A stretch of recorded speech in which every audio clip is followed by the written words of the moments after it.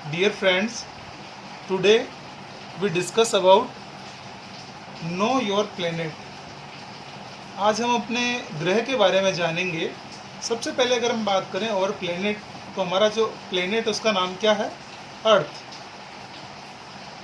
हमारा जो प्लेनेट है उसका नाम है पृथ्वी। पृथ्वी के लिए भी ये कहा जाता है कि our earth is a unique planet. हमारी जो पृथ्वी है एक विशिष्ट ग्रह के रूप में है, क्योंकि ये पृथ्वी अपने आप में एक सोलर सिस्टम से जुड़ी हुई है, और इस सोलर सिस्टम में जो मेन हेड होता है वो है सूर्य। सूर्य तथा उसका परिवार सौर परिवार कहलाता है। और बात आती है कि हमारा जो प्लेनेट है उसकी शेप कैसा है। शेप ऑफ द अर्थ, यानी इसका जो पृथ्वी दिखती कैसी है, उसका शेप कैसा, उसका आकार कैसा है। यहाँ अगर हम बात करें आकार को लेकर, उस आकार के लिए अलग अलग विद्वानों ने अलग अलग बात कही है। प्राचीन समय में ये माना जाता था कि पृथ्वी कैसी है, एक फ्लैट है, एक समतल आकार में फैली हुई है, और फिर धीरे धीरे उसको अंडे के आकार के रूप में जाना जाने लगा। और वर्तमान समय में अगर हम बात करें तो पृथ्वी कैसी है, गोल गेंद की तरह नहीं होकर संतरे की तरह है, दोनों ध्रुवों से थोड़ी चपटी है। आप सुन रहे होंगे कितनी प्यारी बारिश की आवाज़ आ रही है साथ साथ में। तो भूगोल विषय ही एक ऐसा है जिसको हम प्रकृति के साथ पढ़ें। अब हम बात करें इसके शेप की, कि जो शेप को स्टार्टिंग टाइम में इस तरह का फ्लैट माना गया, फिर उसके बाद में इस शेप को ये माना गया कि ये अंडे के समान है, और वर्तमान में अगर हम बात करें तो इसके शेप को इस तरह से गोलाकार ध्रुवों से थोड़ा चपटा माना गया है। अब कहें कि पृथ्वी का जो शेप है उस शेप को दिखाता कौन है? उस शेप को हम ग्लोब के माध्यम से दिखा सकते हैं।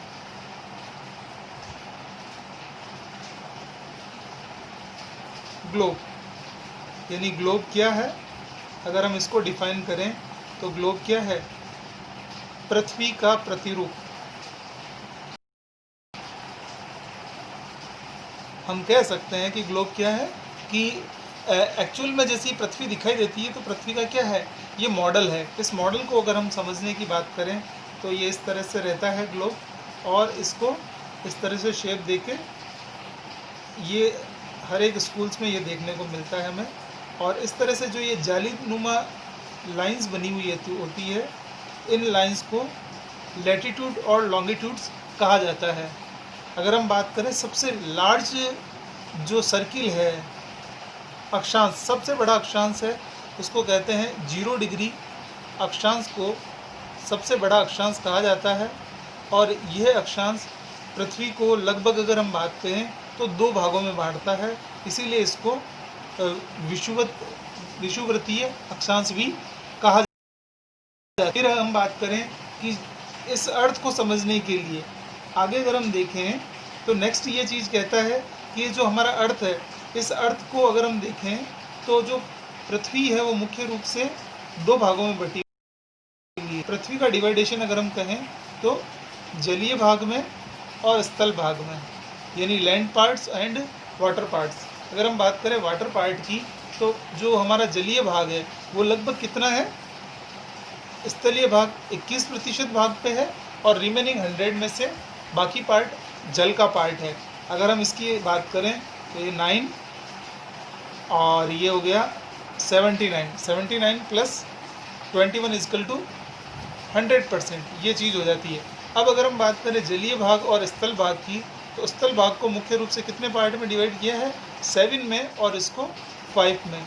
7 पार्ट्स, यानी ये जो पार्ट्स हैं इनको डिवाइडेशन जो किया गया है ये कहलाता है कॉन्टिनेंट्स। कॉन्टिनेंट्स यानी महाद्वीप। यानी टोटल कितने हैं? 7 कॉन्टिनेंट्स, और जो महासागर है, जो जलीय भाग है, उसको 5 ओशियंस में डिवाइड किया गया। 5 ओशियंस यानी 5 महासागर। अगर हम कहें कि 7 कॉन्टिनेंट्स की अगर हम बात करें, सबसे बड़ा कॉन्टिनेंट्स कौन सा है? हमारा एशिया। एशिया महाद्वीप सबसे बड़ा महाद्वीप है।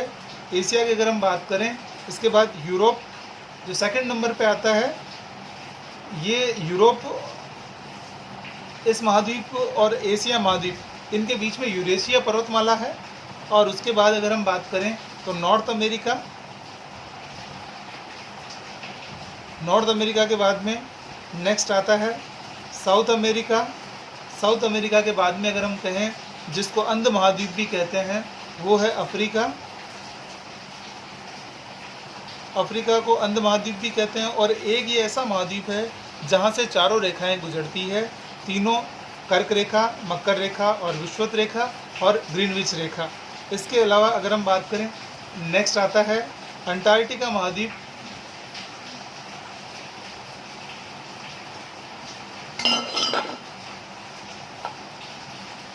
अंटार्कटिका महाद्वीप के बाद में सबसे छोटा कॉन्टिनेंट आता है ऑस्ट्रेलिया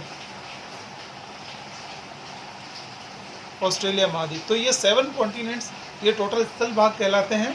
फिर अगर हम बात करें कि नेक्स्ट जो हम कहें कि जो ओशियंस भाग है, जो वाटर पार्ट्स है, जिसको कि मुख्य रूप से ओशियंस के रूप में कहा गया है, महासागर के रूप में कहा है। सबसे बड़ा जो ओशियंस है उसका नाम है पैसिफिक ओशियंस।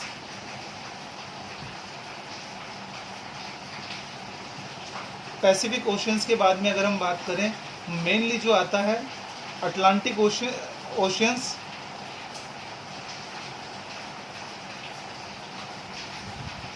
अटलांटिक ओशियंस के बाद में अगर हम कहें कि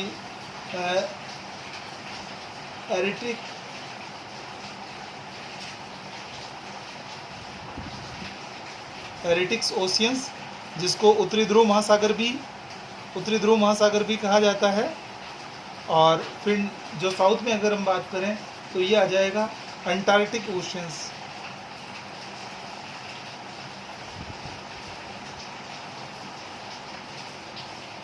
अंटार्कटिक ओशियंस, जिसको दक्षिणी ध्रुव महासागर भी कहा जाता है। और फिर उसके बाद में जो सबसे छोटा महासागर है इंडियन ओशियंस, हिंद महासागर, जो कि भारत के दक्षिण के अंदर स्थित है। और इसका नाम भारतीय उपमहाद्वीप के रूप में अगर हम कहें, या भारत के रूप में इसको अलग से पहचाना जाता है, हिंद महासागर, जो कि हिंदुस्तान के नाम से जाना जाता है।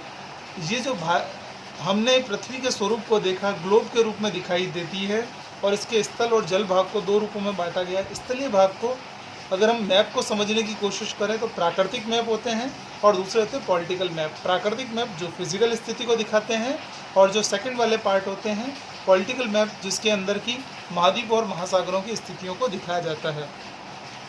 इसमें हम आगे नेक्स्ट स्टेप ये पढ़ेंगे टाइप्स ऑफ मैप, फिर इसकी रीडिंग मैप्स कैसी होती है। मैप की रीडिंग करने के लिए हमें नॉर्थ की नॉलेज होना ज़रूरी है। नॉर्थ के साथ साथ जो डायरेक्शंस है, इसके अलावा स्केल्स कितने होना चाहिए, इंडेक्स वगैरह, इन सब की जानकारी हम नेक्स्ट वाली क्लास में करेंगे। Thank you very much.